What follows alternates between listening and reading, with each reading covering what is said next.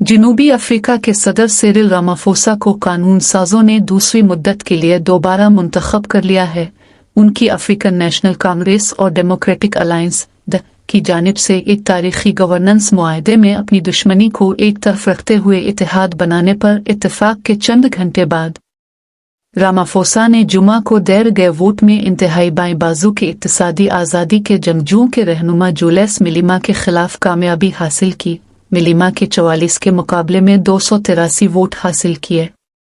इससे पहले दिन में कारोबार के हामी डीए ने कहा था कि वो इत्तेहाद हुकूमत बनाने के लिए साबिका आज़ादी की तहरीक के साथ मुआहदे के हिस्से के तौर पर रामाफोसा को वोट देगी। रामाफोसा की मरकजी तरजीहात ने बिलाखिर एएनसी के बाएं बाजू के मजीद धड़ों पर फतह हासिल की, जो अलग होने वाली जमातों के साथ मुआहदा करना चाहते थे, जो सफ़ेद फार्म किसानों से कौमियाने और ज़मीनों पर कब्जा करने की हिमायत करते हैं। ये मुआहदा इन तनकीदों के दरमियान तय पाया कि डीए जनूबी अफ्रीका की सफ़ेद फार्म अक़लियत के मुफादात की हिमायत करता है, जिसकी वो तरदीद करती है।